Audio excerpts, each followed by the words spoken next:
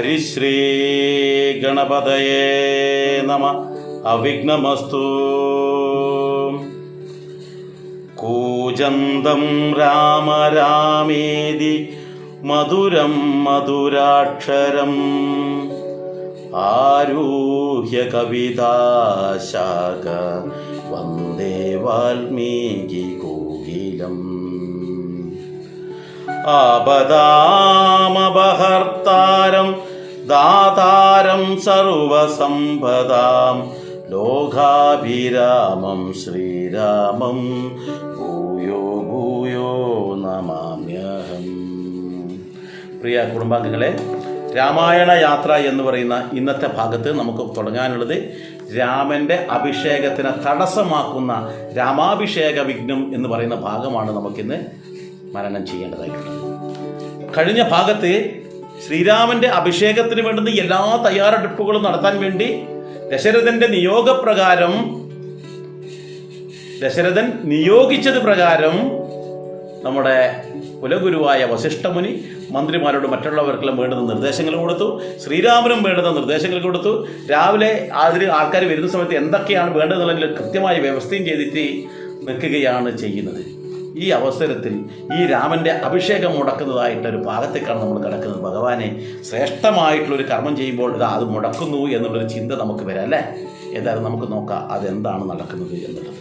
സത്യസന്ധൻ നൃപവീരൻ ദശരഥൻ പുത്രാഭിഷേകം കഴിച്ചിടുമെന്നുമേ കേകയപുത്രി വശഗതനാകയാൽ ആകുലമുള്ളിൽ വളരും നിതേറ്റവും. ദുർഗേ ഭഗവതി ദുഷ്കൃതനാശിനി ദുർഗതി നീക്കി തുണച്ചിടുകമ്പികേ. കാമുകനല്ലോ നൃപതി ദശരഥൻ കാമിനി കൈകേയി ചിത്തമെന്തീശ്വര.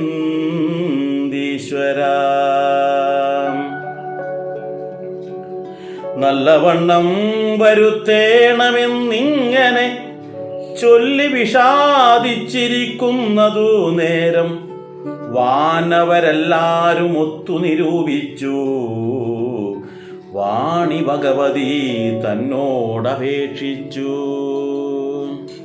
പ്രിയ കുടുംബാംഗങ്ങളെ, നമ്മൾ ശ്രദ്ധിക്കേണ്ട ഒരു കാര്യം വെച്ചാൽ ഈ രാമനെ യുവരാജാവായി വാഴിക്കുന്ന വിവരം ഏതോ ഒരു ചാരൻ അല്ലെങ്കിൽ ഒരു രാജഭടൻ വന്നിട്ട് കൗസല്യയോട് പറഞ്ഞു. കൗസല്യ സന്തോഷത്തോടൊരു മാലയൊക്കെ കൊടുത്തു, പിന്നെ പൂജയൊക്കെ തുടങ്ങി എന്നല്ലേ നമ്മൾ പറഞ്ഞു നിർത്തിയത്. പിന്നീട് എന്താണ്, ഈ കൗസല്യക്ക് മനസ്സിന് വല്ലാത്തൊരു വിഷമം. അത് സുമിത്രയ്ക്കും അറിയാം.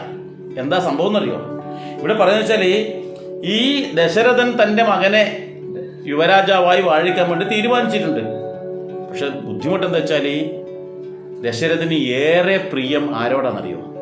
മറ്റൊരു ഭാര്യയായിട്ടുള്ള എന്നുവെച്ചാൽ ഭരതൻ്റെ അമ്മയായിട്ടുള്ള കൈകേയിയോടാണ്. അപ്പോൾ ആ കൈകേയി എന്തെങ്കിലും ഉടക്കുണ്ടാക്കുമോ എന്നുള്ളതാണ് വിഷമം.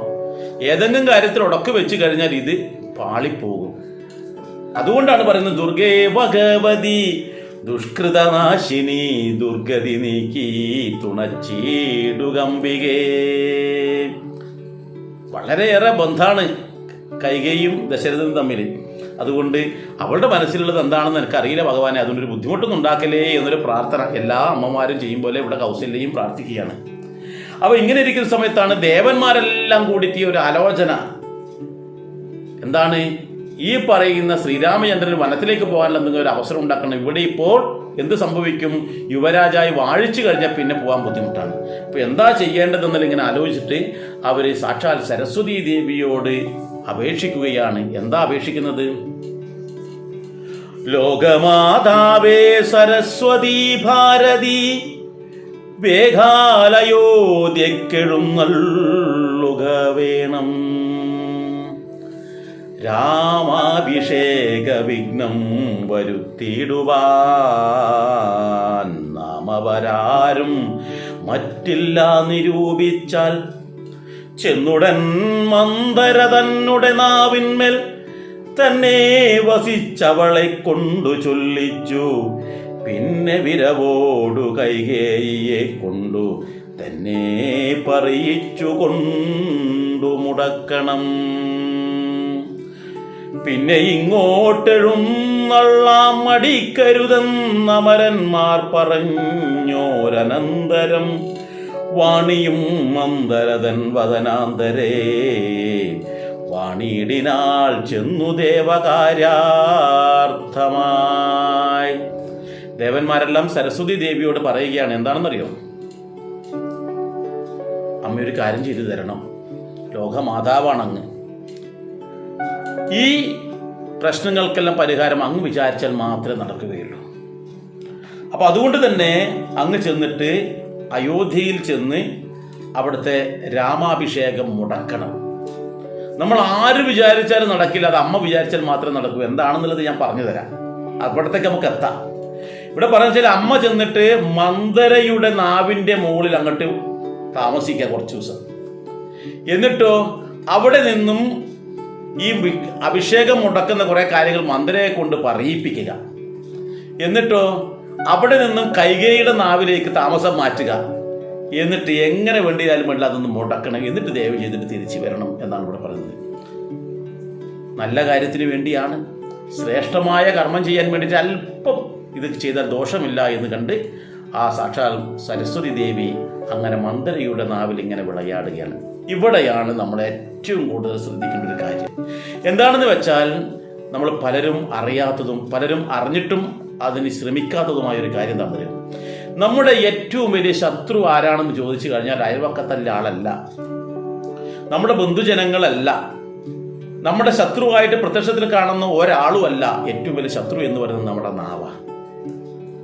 ഈ നാവിനെ കൊണ്ട് വീഴുന്ന വാക്കുകളാണ് നമ്മളെ എല്ലാം തന്നെ തെറ്റിക്കുന്നത്. വെറുതെ പോകുന്ന ഒരുത്തനെ വിളിച്ചിട്ട് രണ്ട് തെറി പറഞ്ഞാൽ അവൻ്റെ കയ്യിലിരിക്കുന്ന ഇത് നമ്മൾ വാങ്ങിക്കേണ്ടതായിട്ട് വരും, ഇല്ലേ? ഇല്ലെങ്കിൽ അവൻ്റെ വായിലിരിക്കുന്ന 4 പുളിച്ച തെറി നമ്മൾ കേൾക്കേണ്ടതായി വരും. അതുപോലെ തന്നെ വിശ്വാസവഞ്ചന ഈ നാവിൻ തുമ്പിൽ നിന്നാണ് വീഴുന്നത്. മുട്ടൻ നുണകൾ ഈ നാവിൻ തുമ്പിൽ നിന്നാണ് വീഴുന്നത്. മറ്റുള്ളവരെ കുറിച്ചുള്ള പരദൂഷണം ഈ നാവിൻ തുമ്പിൽ നിന്നാണ് വരുന്നത്.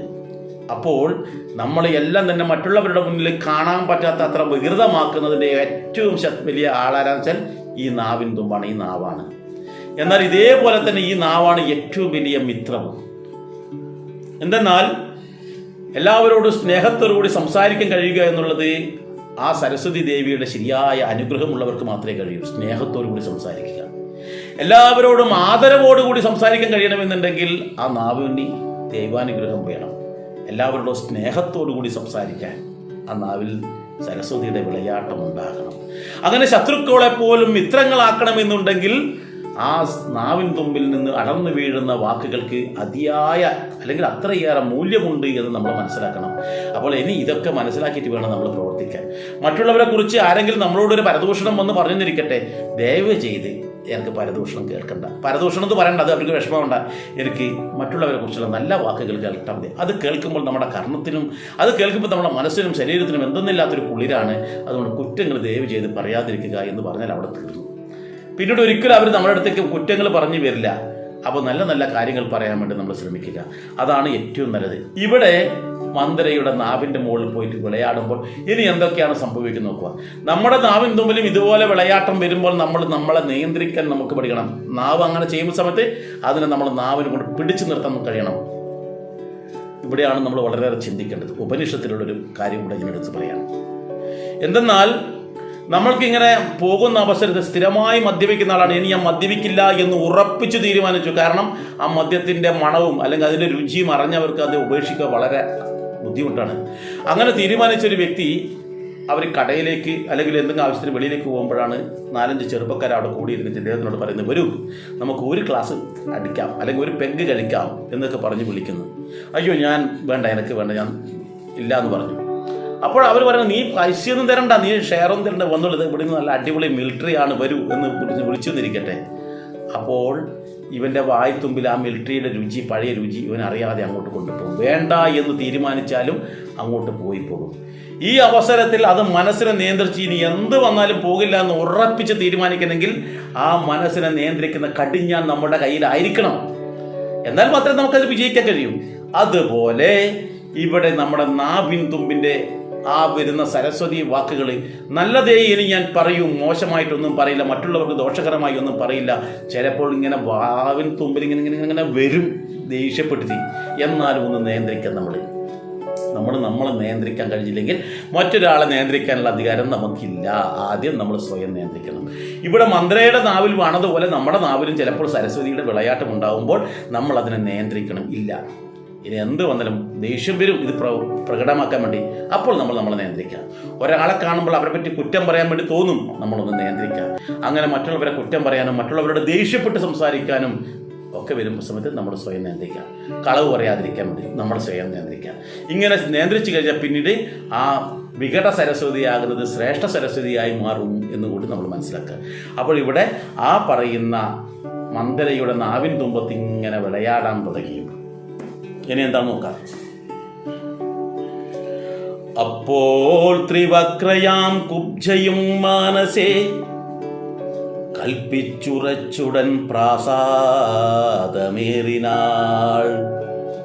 വേഗേന ചെന്നൊരു മന്ദരയെ കണ്ടു കൈകേയി താനും അവളോടു ചൊല്ലിനാൾ. മന്ദരെ ചൊല്ലു നീ രാജ്യമെല്ലടവും എന്തൊരു മൂലമലങ്കരിച്ചിടുവാൻ നാളികലോചനാകിയ രാമനു നാളെ അഭിഷേകമുണ്ടെന്നു നിർണയം. ദുർഭഗേ മൂടേ മഹാഗർവിതേ കിടന്നെപ്പോഴും നീ ഉറങ്ങിയിടുന്നറിയാതെ ഏറിയൊരാപത്തു വന്നടുത്തു നിനക്കാരും ഒരു ബന്ധുമില്ലെന്നു നിർണയം. രാമാഭിഷേകം അടുത്ത നാളുണ്ടടോ കാമിനിമാർക്കുല മൗലിമാണിക്യമേ. ഇത്തം അവൾ ചൊന്നതു കേട്ടു സംഭ്രമിച്ചു താനവും ചെയ്തു കേകയപുത്രിയും.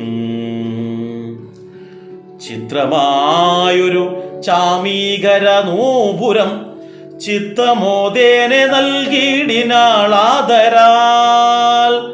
സന്തോഷമാർന്നിരിക്കുന്ന കാലത്തിങ്കൽ എന്തൊരു താപം ഉപാഗതമെന്നു നീ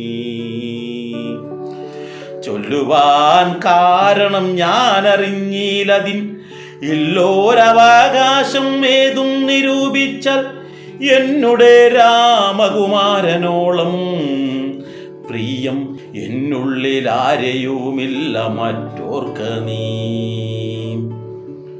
അത്രയുമല്ല ഭരതനേക്കാൾ മമ പുത്രനാം രാമനെ സ്നേഹമെനിക്കേറും.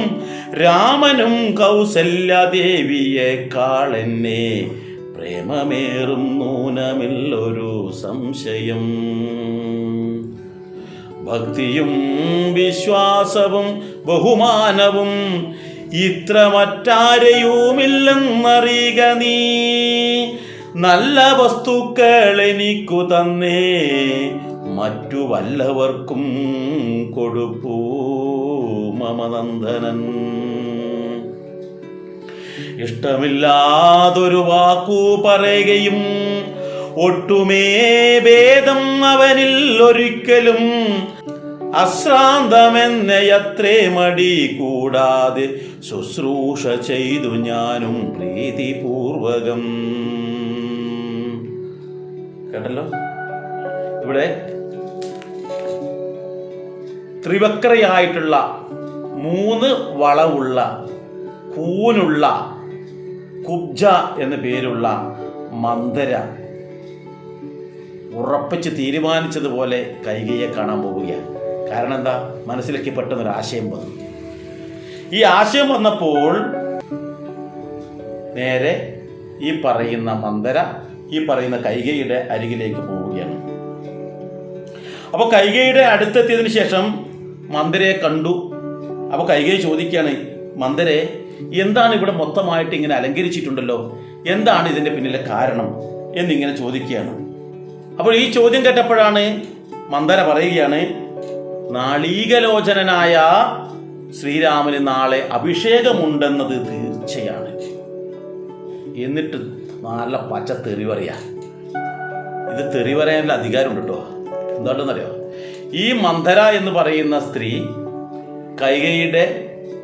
കേകയ രാജ്യത്ത് നിന്നും ശ്രീധരമായി കിട്ടി ഒന്നിച്ചു വന്നതാ ഇവിടത്തേക്ക്. അപ്പൊ അയോധ്യയിലുള്ളതല്ല, കേകയ രാജ്യത്ത് നിന്ന് കൈകേയിയോടൊപ്പം കല്യാണം കഴിച്ചിട്ട് ഇങ്ങോട്ട് വരുമ്പോൾ ഒന്നിച്ച് വന്നവളാണ് എന്നർത്ഥം. അത്ര അടുത്ത സഹോദര ബന്ധമാണ് അവർ. അപ്പം അത്രയും വലിയ സഖിയാണെന്ന് അർത്ഥം. അത് പിന്നെ കുറച്ചും കൂടി വിശദമായിട്ട് പിന്നീട് പറയാം. അപ്പോൾ പറയുകയാണ്, മൂഢേ, നീ എന്ത് വിഡ്ഢിയാണ്, നീ എപ്പോഴും ഇങ്ങനെ കിടന്നുറങ്ങിയാൽ മതി, നിനക്കൊരു വലിയൊരു ആപത്ത് അടുത്തിരിക്കുകയാണ്, നിനക്ക് ബന്ധുവായിട്ട് ആരുമില്ല, നീ എത്ര സുന്ദരിയാണ്, നാളെ രാമൻ അഭിഷേകമുണ്ടെന്നാണ് പറഞ്ഞു കേട്ടിട്ടുള്ളത്. എന്നിട്ടിങ്ങനെ കിടന്നുറങ്ങുകയാണ്. ദുർഭഗേ എന്നാണ് വിളിക്കുന്നത്. പിന്നീട് മൂഢേ വീണ്ടും വിളിക്കുകയാണ്. അപ്പൊ ഇത് കേട്ടപ്പോൾ കൈകേയി ഇങ്ങനെ ചാടി ഉണർന്ന പോലെ, മനസ്സൊന്ന് പെട്ടെന്നൊരു ആഹ്ലാദം കൊണ്ട് ഞെട്ടി ഉണർന്നതുപോലെ എന്നാണ് പറയുന്നത്. സംഭ്രമത്തോടു കൂടി എന്നാണ് പറയുന്നത്. ഇവിടെ പറയുന്നു, മഹാഗർഭിതയെ കിടന്ന് എപ്പോഴും ഇങ്ങനെ കിടന്ന് ഉറങ്ങിയാൽ അവിടെ ഒരു കാര്യവുമില്ല, നിനക്ക് ആരുടെയും സഹായമില്ല എന്നൊക്കെ പറയുന്നപ്പോഴും ആ ശ്രീരാമന് നാളെ അഭിഷേകമുണ്ട് എന്ന് കേട്ടപ്പോൾ കൈകേയിയുടെ ഉള്ളിൽ ഒരു ആനന്ദം അലയടിച്ചു. എന്നിട്ട് സംഭ്രമത്തോട് ചാടി എഴുന്നേറ്റു. എന്നിട്ട് പറയുകയാണ്, ആ കൈകേയിക്ക് ഇത്രയും സന്തോഷകരമായ വാക്കെത്തിച്ചപ്പോൾ അവളുടെ സ്വർണ്ണ പാദസരം ഒരെണ്ണം അഴിച്ചിട്ട് അങ്ങോട്ട് കൊടുത്തു, സന്തോഷം കൊണ്ട്. അപ്പോൾ മന്ദിരയ്ക്ക് അത് നൽകിയപ്പോൾ മന്ദിര അത് തട്ടിത്തെറിപ്പിക്കുക ചെയ്ത് ശരിക്കും പറഞ്ഞാൽ. എന്നിട്ട് പറയുകയാണ്, ഇത്രയും നല്ലൊരു സന്തോഷമുള്ളൊരു വാക്ക് വന്ന് പറയുമ്പോൾ എന്താണ് അതിലൊരു ദുഃഖമുള്ളത്? കൈകേയി മന്ത്രിയോട് ചോദിക്കുകയാണ്. കാരണം ശ്രീരാമചന്ദ്രൻ നാളെ യുവരാജാവായിട്ട് അഭിഷേകം ചെയ്യുന്നു, അത് ഏറ്റവും സന്തോഷകരമായ വാക്കല്ലേ, അതിലെന്താണ് ഒരു തെറ്റുള്ളത്, അതിലെന്താണ് എനിക്കൊരു ദുഃഖം വരാനുള്ള കാരണം എന്താണ് എന്ന് കൈകേയി ചോദിക്കുന്നു. തുടർന്ന് അങ്ങോട്ട് കുറേ കാര്യങ്ങൾ രാമനെക്കുറിച്ച് അങ്ങ് വർണ്ണിക്കുകയാണ്. രാമൻ ആരാ മോൻ? കാരണം എനിക്ക് എന്നോടുള്ള സ്നേഹം പോലെ മറ്റൊരാളോട് സ്നേഹമില്ല. എന്ത് സാധനം കിട്ടിയാലും ആദ്യം എനിക്ക് കൊണ്ട് തന്നിട്ട് മാത്രമേ അവൻ അവൻ്റെ അമ്മയ്ക്ക് പോലും കൊടുക്കാറുള്ളൂ. എത്രയോ സമയം ഇവിടെ വന്നിരുന്ന സമയം ചെലവഴിക്കും, എന്നെ ശുശ്രൂഷിക്കാനായിട്ട് പ്രത്യേകം സമയമുണ്ട്, അല്ലെങ്കിൽ അവൻ സമയം ഉണ്ടാക്കിയിട്ട് വരും. എന്ന് വെച്ചാൽ കൗസല്യയെക്കാളും സ്നേഹമാണ് എന്നോട് രാമന് എന്ന് പറയുന്നു. പല സ്ഥലത്തും പോയി കഴിഞ്ഞാൽ നമ്മൾ ഗിഫ്റ്റ് കൊണ്ടുവരുമല്ലോ. ഈ ഗിഫ്റ്റ് കൊണ്ടുവരുമ്പോൾ ഏറ്റവും നല്ല ഗിഫ്റ്റ് കൊടുക്കൽ കൈകേയിക്കാണെന്നാണ് പറയുന്നത്. അപ്പോൾ മാത്രമല്ല, ഇത്രയും കാലത്തിനിടയിൽ ഭരതനും മറ്റുള്ളവരൊക്കെ ഇഷ്ടമില്ലാത്ത പല വാക്കുകൾ പറഞ്ഞിട്ടുണ്ടെങ്കിലും രാമന്റെ വായും തുമ്പിൽ നിന്ന് ഇന്ന് വരെ ഒരു ഇഷ്ടമില്ലാത്തൊരു വാക്ക് ഒന്നും തന്നെ അവൻ പറഞ്ഞിട്ടില്ല. ഞാൻ എന്താണോ പറയാൻ ആഗ്രഹിക്കുന്നത് അത് അന്നേരം അവൻ ചെയ്തിരിക്കും. എന്നുവെച്ചാൽ ഇത്രയും നല്ലൊരു മോൻ വേറെ ഇല്ല. അപ്പോൾ അങ്ങനെയുള്ള ഒരു പുത്രൻ യുവരാജാവായിട്ട് വരുമെന്നുള്ളത് ഈ അനപ്പുറമ്പത്തിൽ എന്ത് സന്തോഷമാണുള്ളത് എന്ന് ചോദിക്കുമ്പോൾ ഇവിടെ ഈ പറയുന്ന മന്ദര തിരിച്ചങ്ങോട്ട് പറയുന്ന ഭാഗത്താണ് പ്രധാനമായിട്ടുള്ള കടമ്പകളുള്ളത്, പ്രശ്നങ്ങൾ കിടക്കുന്നത്. എന്താണെന്ന് നോക്കാം.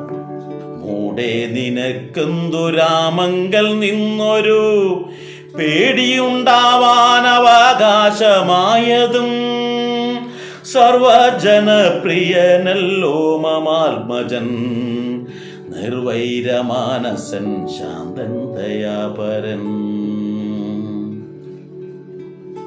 കേകയപുത്രിതൻ വാക്കുകൾ കേട്ടളാ വ്യാകുല ചേതസ പിന്നെയും ചൊല്ലിനാൾ, പാപേ മഹാഭയ കാരണം കേൾക്ക നീ ഭൂപതി നിന്നെ വഞ്ചിച്ചതറിഞ്ഞില്ലേ.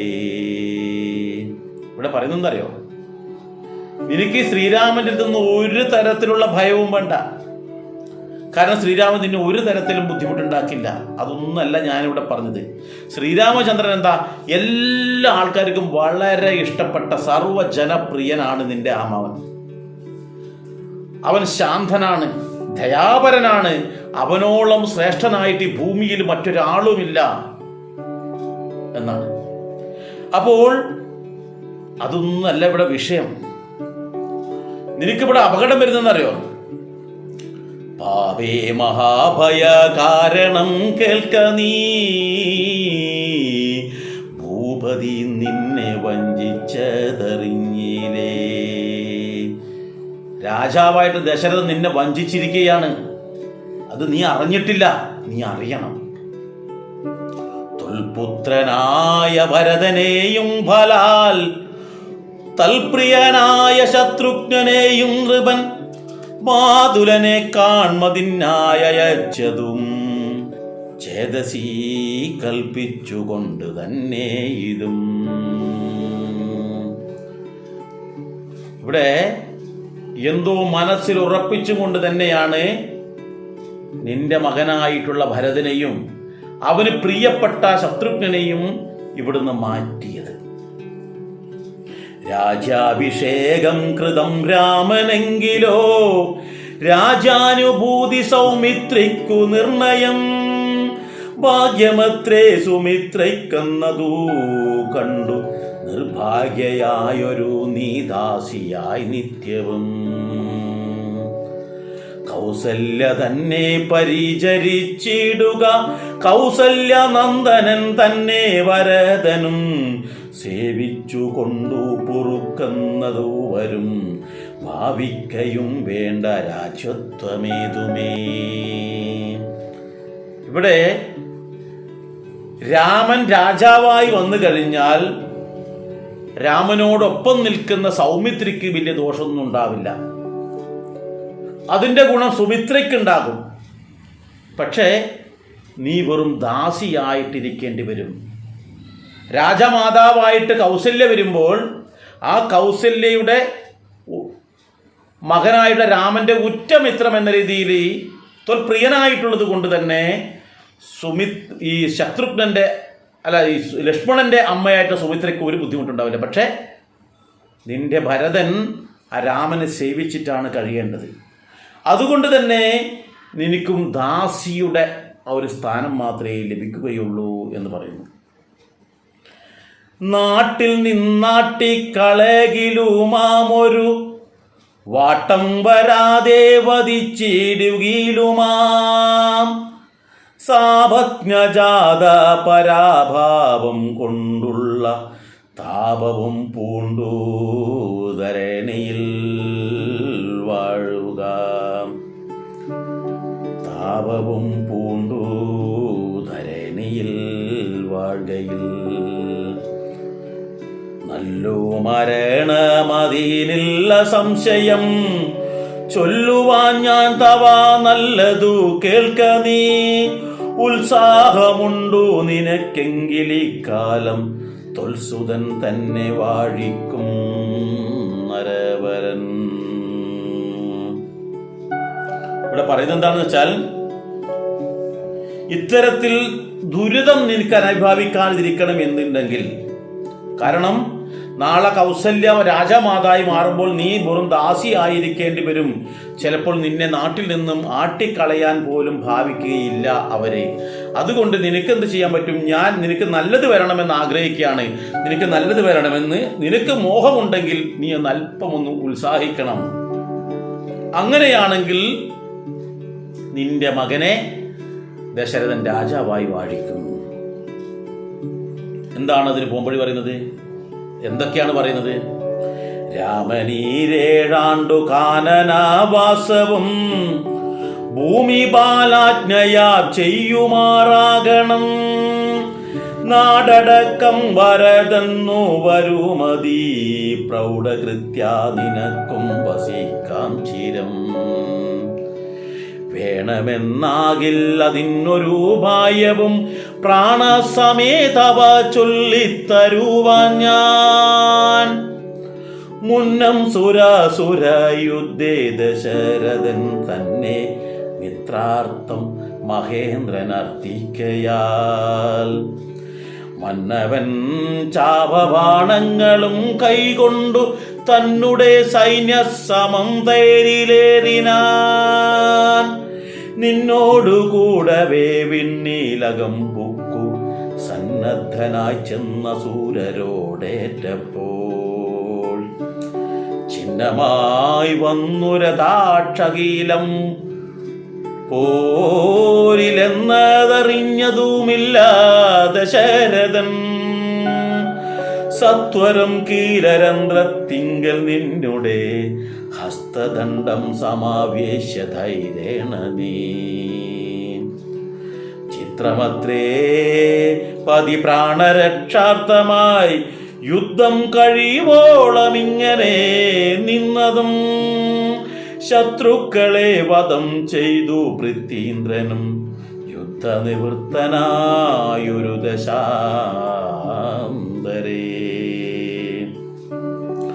നിൻ തൊഴിൽ കണ്ടതീ സന്തോഷമുൾക്കൊണ്ടു ചന്തളിർമേനി പുണർന്നുടൻ പുഞ്ചിരി പൂണ്ടു പറഞ്ഞിതു ഭൂവനും. നിൻ ചരീതം നന്നു നിരൂപിച്ചാൽ 2 വരം തരാം, നീ എന്നെ രക്ഷിച്ചു കൊണ്ടതോ മൂലം വരിച്ചു കൊണ്ടാലും നീ. നോക്കൂ, ഇവിടെ പറയുന്നത് എന്താണെന്നറിയോ? വളരെ രസകരമായിട്ടുള്ള പഴയ പൂർവകാല ചരിത്രം പറഞ്ഞു കൊടുക്കുകയാണ് മന്ദര. ആർക്ക്? ഈ പറയുന്ന കൈകേയിക്ക്. ഈ കഥ കൈകേയി കേൾക്കുന്നത് കുറെ കാലത്തിന് ശേഷമാണ്. എന്നാൽ നമ്മളിത് പല ആൾക്കാരും പറഞ്ഞു കേട്ടിട്ടുണ്ട്. അത് യാഥാർത്ഥ്യമാണോ എന്നുള്ളതാണ് ചിന്തിക്കേണ്ടത്. ഇവിടെ ചിന്തിക്കേണ്ടത് എന്താണെന്ന് വെച്ചാൽ, മന്ദര പറയുകയാണ്, നിനക്ക് നിന്റെ മകനെ രാജാവായി വാഴിക്കാൻ താല്പര്യമുണ്ടെങ്കിൽ ഇപ്പോഴൊരവസരമുണ്ട്. ഇപ്പോൾ നീ അത് ഉപയോഗിക്കണം. ഇപ്പോൾ അത് ഉപയോഗിച്ചു കഴിഞ്ഞാൽ നിനക്ക് ദുഃഖമില്ലാതെ റാണിയായിട്ട് രാജമാതാവായിട്ട് ഇവിടെ വാഴാം. ആരെയും പേടിക്കാതെ വാഴാം. അതിനൊരു ഉപായം എന്താണെന്ന് വെച്ചാൽ, നീ പണ്ട് നിന്റെ ഭർത്താവിനോടൊന്നിച്ച് ഒരു യുദ്ധസ്ഥലത്ത് പോയിട്ടുണ്ട്. ഓർമ്മയുണ്ടോ എന്ന് എനിക്കറിയില്ല, പക്ഷെ എനിക്കത് ഓർമ്മയുണ്ട്. നീ പറഞ്ഞിട്ട് നീ എന്ത് കാര്യങ്ങൾ ഉണ്ടായാലും, കല്യാണത്തിന് മുമ്പായാലും എപ്പോഴായാലും ഏത് കാര്യങ്ങളും തുറന്നു പറയുന്നത് ആരോടാണെന്നറിയോ? ഈ കൈകേയി മന്ദരയോടാ പറയാം. അത്രയേറെ ബന്ധമാണ് അവർ. അതുകൊണ്ട് തന്നെയാണ് കല്യാണം കഴിഞ്ഞ് കേകയ രാജ്യത്ത് നിന്ന് അയോധ്യയിലേക്ക് വരുന്ന സമയത്ത് 300 ദാസികളുമായിട്ട് വരുമ്പോൾ അതിലേറ്റവും പ്രധാനിയായിട്ടുള്ള ഈ കുബ്ജിയായിട്ടുള്ള മന്ദരയോ ചേർത്ത് പിടിച്ചു കൊണ്ടുവന്നത്. അപ്പോൾ അവൾ പറയുകയാണ്, അന്ന് അസുരന്മാരും ദേവന്മാരും തമ്മിൽ യുദ്ധം നടക്കുകയാണ്. ആ യുദ്ധം നടക്കുന്ന അവസരത്തിൽ അവിടെ ദേവന്മാർക്ക് പരാജയം വരുമെന്നൊരു ഘട്ടമെത്തി. ആ സമയത്ത് നിന്റെ സഹായം തേടിയിരുന്നു. നിന്റെ സഹായം എന്ന് പറഞ്ഞാൽ നിന്റെ ഭർത്താവിൻ്റെ സഹായം തേടിയിരുന്നു ദേവന്മാർ. അപ്പോൾ അവരോട് യുദ്ധം ചെയ്യണം.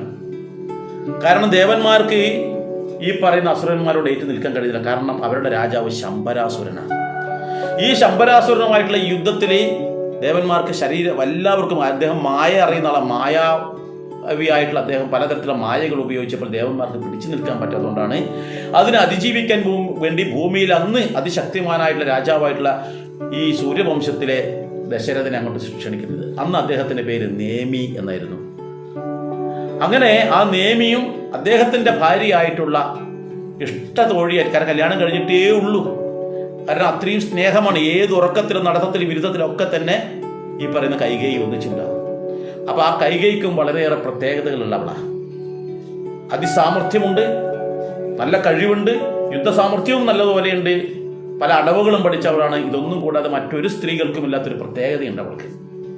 എന്താണെന്ന് വെച്ചാൽ, അവൾ കുട്ടിയായിരിക്കുന്ന അവസരത്തിൽ ഒരിക്കൽ ഈ ദുർവാസാവ് മഹർഷിയും കുറെ മഹർഷിമാരും അവിടെ വന്നു എന്ന് പറഞ്ഞ, അതിൽ പ്രധാന ദുർവാസാവ് എന്ന് പറയുന്നത്. ആ അവസരത്തിൽ അവർ ഉച്ചഭക്ഷണം കഴിഞ്ഞ് ഇങ്ങനെ മയങ്ങുന്ന സമയത്ത് കൈകേയി കൊച്ചുകുട്ടിയായിരുന്നു. ഉറങ്ങിക്കിടക്കുന്ന ഈ മഹർഷിമാരുടെ മുഖത്തൊക്കെ കരി വെച്ചിട്ട് മീശയും താടി മറ്റു പലതരം രൂപങ്ങൾ, കണ്ണിനൊക്കെ ഓരോ രൂപങ്ങൾ ഉണ്ടാക്കി വെച്ച് ഉറങ്ങിക്കിടക്കുന്നതാണ്. അപ്പോൾ ഉറക്കമുണർന്ന് എഴുന്നേറ്റപ്പോൾ ഇവർ പരസ്പരം കണ്ടിട്ട് ചിരിക്കാൻ തുടങ്ങി. അവരുടെ രൂപങ്ങൾ കണ്ട് അപ്പം തിരിച്ച് ഇങ്ങോട്ടും ചിരിക്കാൻ തുടങ്ങി. അപ്പോൾ ഇതെല്ലാം ആരോ പണി പറ്റിച്ചിട്ടുണ്ട്. ഇത് കണ്ടപ്പോൾ അതിൽ ദുർവാസാവ് മഹർഷി വളരെ കോപം കൊണ്ട് ജ്വലിച്ചു. അതിഥികളോട് ഇത്തരത്തിൽ പെരുമാറിയത് ആരാവട്ടെ എന്ന് വെച്ചിട്ട്. അപ്പോഴാണ് ആ ഒരു അതിശക്തമായിട്ടൊരു ശാപം കൈകേയിക്ക് കൊടുക്കുന്നത്. കാരണം നീ കാരണം നിന്റെ ഭർത്തൃ കുടുംബം തകർന്ന് തരിപ്പണമാകും, നിന്നെ എല്ലാവരും വെറുക്കുന്നവളായി തീരും, നീ എല്ലാവർക്കും ദുരിതമുള്ളവളായി തീരും എന്നൊക്കെ പറഞ്ഞുകൊണ്ട് കൈകേയി അങ്ങോട്ട് ശപിച്ചു. ശപിച്ചപ്പോൾ കൈകേയി പതറിയില്ല എന്നാണ് പറഞ്ഞത്. അത്ര ധൈര്യമായിരുന്നു അവൾക്ക് അന്നേരം. ഈ ശപിച്ചിട്ട് മുന്നോട്ട് പോകാൻ നോക്കുന്ന കൈ ദുർവാസാവിന് തൻ്റെ വലത് കരം കൊണ്ട് അങ്ങോട്ട് തടഞ്ഞിട്ട് പറഞ്ഞെന്നറിയോ, അങ്ങ് ശപിച്ചതിൽ ഒരു തെറ്റുമില്ല, അത് അങ്ങയുടെ കാഴ്ചപ്പാടാണ്. എന്നാൽ കൊച്ചു കുട്ടികൾ അവർക്ക് നന്മയും തിന്മയും പോലും തിരിച്ചറിയാൻ പറ്റില്ല. ഒരു കുസൃതിയുടെ കാര്യത്തിൽ, ഒരു വികൃതിയായി ചെയ്ത ഈ കാര്യത്തിൽ ഇത്രയും വലിയ ശാപം ചെയ്യേണ്ട ആവശ്യം എന്താണ്? അങ്ങ് ചെയ്തത് ശരിയാണോ? ശരിക്കും പറഞ്ഞാൽ ദുർവാസാവിനെ ചോദ്യം ചെയ്തു. അപ്പോൾ ദുർവാസാവിൻ്റെ ഉള്ളിൽ ഒരു ഞെട്ടൽ. കാരണം ജീവിതത്തിൽ ഇന്ന് വരെ ഒരാളും ദുർവാസാവിനെ ചോദ്യം ചെയ്തിട്ടില്ല. എന്തായാലും ശാപം കൊണ്ടായാലും ആ ശാപത്തിൽ ഏറ്റപ്പോൾ അത് കൈകൈ ശക്തമായ രീതിയിൽ തിരിച്ചു ചോദിക്കുക ചെയ്യുന്നത്, അങ്ങ് ചെയ്തത് ശരിയാണോ? വലിയ വലിയ ആൾക്കാരോട് ചെയ്യുമ്പോൾ കൊച്ചു കുട്ടികളെ ശപിച്ചത് എന്തിൻ്റെ അടിസ്ഥാനത്തിലാണ്? കൊച്ചു കുട്ടികൾക്കുണ്ടാകുന്ന വികൃതികൾ അവർ കുസൃതികളെ കാണിക്കൂ. അപ്പോൾ അതൊരു കുസൃതിയായി കാണാനുള്ള കഴിവ് അങ്ങേക്ക് നശിച്ചു പോയോ എന്ന രീതിയിൽ ചോദിച്ചു. അപ്പോൾ തെറ്റ് മനസ്സിലാക്കിയിട്ടുള്ള ദുർവാസാവ് അവിടെ നിന്ന് അവൾക്കൊരു വരം കൊടുക്കും. നീ മിടുക്കിയാണ്, ഇന്ന് വരെ ആരും എന്നോട് ഇങ്ങനെ ഒരു ചോദ്യം ചെയ്തിട്ടില്ല, അതുകൊണ്ട് തന്നെ നിനക്ക് ഞാനൊരു വരം തരികയാണ്. എന്താണെന്നറിയോ, ഈ നീ ശ്രേഷ്ഠയായി നിന്നെ എല്ലാവരും അംഗീകരിക്കുന്നൊരു അവസരം ഉണ്ടാവും. അതെന്താണെന്ന് വെച്ചാൽ, ഞാൻ ഈ ശാപമൊക്കെ അവിടെ കിടക്കും, അതെനിക്കൊരു പിൻവലിക്കാൻ പറ്റില്ല. പക്ഷേ നിന്നെ എല്ലാവരും അംഗീകരിക്കുന്ന ഘട്ടം എന്താണെന്ന് വെച്ചാൽ, യുദ്ധമുഖത്ത് നിന്നും തളർന്നു വീഴുക, മുറിവേറ്റ് വീണ് കയ്യും കാലും ഒടിഞ്ഞു പോയി, അല്ലെങ്കിൽ മുറിഞ്ഞ് ചിന്ന ബന്നമായി നിൽക്കട്ടെ, കാല് തെറിച്ചു പോയി, കൈ തെറിച്ചു പോയി, കഴുത്ത് പോലും തെറിച്ചു പോയാൽ പോലും അതിനെ കൂട്ടിയോജിപ്പിച്ചുകൊണ്ട് ഒരു മന്ത്രം ജപിച്ചിട്ട് നീ അവരെയൊക്കെ ശുശ്രൂഷിച്ച് കഴിഞ്ഞാൽ അവരുടെ എല്ലാ വടുക്കളും ഇല്ലാതെയാകും, എല്ലാ മുറിവുകളും ഇല്ലാതെയാകും, അവർ പൂർണ്ണ ആരോഗ്യത്തോടു കൂടി യുദ്ധഭൂമിയിലേക്ക് വീണ്ടും അവർക്ക് യുദ്ധം ചെയ്യാനുള്ള കഴിവുണ്ടാകും എന്ന് പറഞ്ഞു. കൂടാതെ മറ്റൊരു വരം കൊടുത്തതെന്ന് വെച്ചാൽ, നിൻ്റെ ഈ വലത് കൈയിലേക്ക് വജ്രത്തിൻ്റെ അത്ര ശക്തി ഉണ്ടാകട്ടെ. ഈ കൈ കൊണ്ടാണല്ലോ നീ എന്നെ തടഞ്ഞത്. അപ്പോൾ നീ എന്നെ തടഞ്ഞ ഈ കൈകൾക്ക് വജ്രത്തിൻ്റെ ശക്തിയാണുള്ളത്. കാരണം അതുകൊണ്ടാണല്ലോ ഞാൻ ഇത്രയും നിൻ്റെ മഹത്വം മനസ്സിലായത്. അതുകൊണ്ട് ഇതിലെ കൈകൾക്കും വിരലുകൾക്കും അത്രയേറെ വജ്രത്തിന് തുല്യമായ ശക്തി ഉണ്ടാകട്ടെ എന്നുള്ളൊരു അനുഗ്രഹം കൊടുത്തു എന്ന് പറഞ്ഞു. അപ്പോൾ അങ്ങനെയുള്ളവളാണ് ഈ കൈകേയി. അപ്പോൾ ആ കൈകയോടാണ് പറയുന്നത്, നീ എന്ത് ചെയ്യണമെന്നറിയോ? പണ്ട് നിൻ്റെ ഭർത്താവ് യുദ്ധത്തിന് പോയില്ലേ, ആ യുദ്ധത്തിന് പോകുന്ന ശമ്പരാസുരനുമായിട്ടുള്ള യുദ്ധമാണ്. ആ യുദ്ധത്തിനിടയിൽ പലതവണ ദശരഥന് അപകടം പറ്റിയിട്ടുണ്ടായിരുന്നു. ഈ അപകടം നടക്കുന്ന സമയത്ത് ശരീരം ആസകലം മുറിവേറ്റ് കിടക്കുന്ന അവസരത്തിൽ അവിടെ നിന്ന് ഈ തന്ത്രപൂർവം അദ്ദേഹം രക്തം വാർന്ന് അവശനായപ്പോൾ നീ തന്ത്രപൂർവ്വം അദ്ദേഹത്തിനെ യുദ്ധഭൂമിയിൽ നിന്ന് മറ്റൊരു സ്ഥലത്തേക്ക് കൊണ്ടുപോയി നിനക്കറിയാവുന്ന ആ മന്ത്രം ഉപയോഗിച്ചും കൊണ്ട് ആ ശരീരത്തിലെ മുഴുവൻ വടുക്കളെയും ഇല്ലാതെയാക്കി. അങ്ങനെ ഇല്ലാതെയാക്കിയത് കൊണ്ട് ആ ശരീരം പൂർവാധികം ഭംഗിയോടെ ആരോഗ്യത്തോടെ അദ്ദേഹത്തിന് യുദ്ധത്തിലേക്ക് തിരിച്ചെത്താൻ പറ്റി. അന്ന് അദ്ദേഹം നിന്നോട് പറഞ്ഞു, നീ ചെയ്തത് അത്ര അതീവ ശ്രേഷ്ഠമായ കാര്യമാണ്, അതുകൊണ്ട് തന്നെ നിനക്കൊരു വരം ആവശ്യപ്പെട്ടുള്ളൂ, എന്ത് വരം വേണമെങ്കിലും ഇപ്പോൾ ചോദിച്ചോളൂ എന്ന് പറഞ്ഞു. അപ്പോൾ നീ പറഞ്ഞു, ഏതായാലും യുദ്ധം നടക്കല്ലേ ചെയ്യുന്നു, അത് കഴിയട്ടെ എന്ന് പറഞ്ഞു. വീണ്ടും യുദ്ധം ചെയ്തു. വീണ്ടും യുദ്ധം ചെയ്തപ്പോൾ വീണ്ടും ഇതേപോലെ തന്നെ അനുഭവമുണ്ടായി. 2 തവണ ഇതുപോലെ മോഹാലസ്യപ്പെട്ടു, ശരീരത്തിന് രക്തം വാർന്നു. ഈ അവസരത്തിൽ 2 തവണയും നീ തന്ത്രപൂർവ്വം അവിടെ എത്തിച്ച്, 2ാം തവണയും ഇതുപോലെ നീ കാരണം ആ ശുശ്രൂഷയൊക്കെ ചെയ്ത് പൂർണ്ണ ആരോഗ്യത്തോടു കൂടി വന്നപ്പോൾ നിന്നെ കെട്ടിപ്പിടിച്ച് പുണർന്നുകൊണ്ട് നിന്റെ ഭർത്താവ് എന്ന് പറഞ്ഞൊരു വാക്കുണ്ട്, നിനക്ക് എന്ത് വരം വേണമെങ്കിൽ ചോദിച്ചോളൂ, നീ എനിക്ക് അത്രയേറെ സന്തോഷം ചെയ്തിരിക്കുന്നു, അതുകൊണ്ട് നീ നേരത്തെ ഒന്ന് ചെയ്തു, ഇപ്പോഴും ചെയ്തു, അപ്പോൾ 2 വരം നിനക്ക് ചോദിക്കാമെന്ന് പറഞ്ഞിട്ടുണ്ട്. ഈ കഥ വാൽമീകി രാമായണത്തിലതാ. ഈ കഥ വാൽമീകി രാമായണത്തിലുള്ളതാ. എന്നാൽ എഴുത്തച്ഛൻ്റെ രാമായണത്തിലല്ല ഇത്. എഴുത്തച്ഛൻ്റെ രാമായണത്തിൽ പറഞ്ഞെന്താണെന്നറിയോ? ആ യുദ്ധം നടന്നുകൊണ്ടിരിക്കുന്ന അവസരത്തിൽ ആ രഥത്തിൻ്റെ ചക്രത്തിൻ്റെ ഒരു ആണി അങ്ങോട്ട് ഇളകിപ്പോയി എന്നാണ് പറയുന്നത്. അപ്പോൾ ദുർവാസാവ് കൊടുത്ത അനുഗ്രഹമുണ്ട്. എന്താ അറിയോ? നിന്റെ കൈവിരലുകൾ വജ്രം പോലെ ആയിരിക്കുമെന്ന് പറഞ്ഞു. ആ ആണികൾ ഇളകിപ്പോയപ്പോൾ നിന്റെ വിരലുകൾ ആ ആണിക്ക് പകരം ആടി ഇട്ട് കൊടുത്തു. നിനക്ക് വേദന അറിയില്ല. കാരണം എന്താ? നിന്റെ ഈ വിരലുകൾ വജ്രം പോലെയുള്ളതാണ്, അത്ര കടുപ്പമുള്ളതാ. അപ്പോൾ അത് നീ ഇട്ട് കൊടുത്തതിന് ശേഷം ആ രഥത്തിൻ്റെ ഒരു ചക്രവും ഇളകിപ്പോകാതെ നീ ശക്തമായ രീതിയിൽ രഥം തെളിയിച്ച് ആ യുദ്ധത്തിൽ ദശരഥൻ വിജയിച്ചു. ഇത് കണ്ട് അവസാന കൈ നീ വലിച്ചൂരുമ്പോഴാണ് നിന്റെ ഭർത്താവിന് അറിയുന്നത്. ആ വിരല് ഇങ്ങോട്ട് വലിച്ചെടുക്കുമ്പോൾ ആ ചക്രം താഴേക്ക് വീണു. അപ്പോഴാണ് ദശരഥൻ ഈ കാര്യം അറിയുന്നത്. ഉടൻ തന്നെ ദശരഥൻ നിന്നെ കെട്ടിപ്പിടിച്ചുകൊണ്ട് കാര്യം പുണർന്നുകൊണ്ട് പറഞ്ഞു, നീ എൻ്റെ ജീവൻ രക്ഷിച്ചു, നീ ഈ യുദ്ധത്തിന് ജയിക്കാൻ കാരണം നീയാണ്, നീ 2 വരം ചോദിച്ചോളൂ എന്ന് പറഞ്ഞു എന്നാണ് പറയുന്നത്. ആ വരം നീ ഇന്ന് ചോദിക്കണം. ആ വരം ഇന്ന് ചോദിക്കണമെന്ന് പറഞ്ഞ് നിർത്തുന്നിടത്താണ് 4ാമത്തെ ദിവസം വായിച്ച് തീർക്കേണ്ടത്. നമ്മൾ 32 ദിവസം വായിക്കുന്നില്ല കർക്കിടത്തിൽ, അതിൽ 4ാം ദിവസം നിർത്തേണ്ട ഭാഗമാണ് ഇന്ന് ഈ പറയുന്ന ഭാഗം. അവിടെ വരത്തെ വരിച്ചുകൊള്ളൂ എന്ന്. ഏതായാലും നമുക്ക് ഇതിൻ്റെ അടുത്ത ഭാഗം അടുത്ത ഭാഗം നോക്കാം. ഒരു കാര്യം പറയട്ടെ, രാമായണത്തിൻ്റെ ഈ പറയുന്ന രാമായണ യാത്ര എന്ന് പറയുന്നത് ആധികാരികമായി തത്വങ്ങളും കാര്യങ്ങളും പറഞ്ഞ് മനസ്സിലാക്കിയിട്ട് നമുക്ക് മുന്നോട്ട് പോകുന്ന ഈ ഭാഗം, തുടർന്നുള്ള ഭാഗവും നിങ്ങൾക്ക് കിട്ടണമെന്നുണ്ടെങ്കിൽ ദയവായി ഈ ചാനലൊന്ന് സബ്സ്ക്രൈബ് ചെയ്യുക. മുമ്പ് ചെയ്തവരാണെന്നിരിക്കട്ടെ, അവർ ചെയ്യേ വേണ്ട. എന്നാൽ ആദ്യമായിട്ടാണ് ഇത് കേൾക്കുന്നത്, ഇതുവരെ ഈ ചാനൽ സബ്സ്ക്രൈബ് ചെയ്തിട്ടില്ല എങ്കിൽ നിങ്ങൾ ദയവായിട്ട് ഈ ചാനൽ സബ്സ്ക്രൈബ് ചെയ്യുക. ഇത് എന്തേ സബ്സ്ക്രൈബ് ചെയ്യുക എന്നൊരു സംശയം തോന്നും. ഒന്നും ടെൻഷൻ അടിക്കണ്ട. ഞാൻ സംസാരിച്ചു കൊണ്ടിരിക്കുന്ന സ്ക്രീൻ ഉണ്ടല്ലോ, അതിൻ്റെ തൊട്ട് താഴെ സബ്സ്ക്രൈബ് എന്ന് എഴുതിയിട്ടാണ്, അവിടെ ഒന്ന് തൊട്ട് കൊടുക്കുക. ആ തൊട്ട് കൊടുക്കുന്നതോടൊപ്പം തന്നെ ആ തൊട്ട് കൊടുക്കുമ്പോൾ തന്നെ അവിടെ ഒരു മണിയുടെ ചിത്രം വരുന്നുണ്ട്, അതും കൂടി തൊട്ട് കൊടുക്കുക. തീർന്നു. ഇനി ഞാൻ ഇവിടെ ഇടുന്ന എല്ലാ പ്രഭാഷണങ്ങളും രാമായണ യാത്രയും എല്ലാം നിങ്ങൾക്ക് നിങ്ങളുടെ ഫോണിലേക്ക് ഒരു മെസ്സേജ് വരും, ഇങ്ങനെയൊന്ന് വന്നിട്ടുണ്ട് കണ്ടോളൂ എന്ന്. അപ്പോൾ നിങ്ങളുടെ സമയത്തിനനുസരിച്ച് നിങ്ങൾക്ക് കാണുകയും ചെയ്യുക. അതോടൊപ്പം ഇത് നിങ്ങൾക്ക് ഇഷ്ടമുള്ള എല്ലാവർക്കും ഈ വീഡിയോ അയച്ചു കൊടുക്കുകയും ചെയ്യുക. ഏതായാലും നമുക്ക് ഇതിൻ്റെ അടുത്ത ഭാഗം അടുത്ത ദിവസം നോക്കാം. എല്ലാവർക്കും നന്ദി, നമസ്കാരം.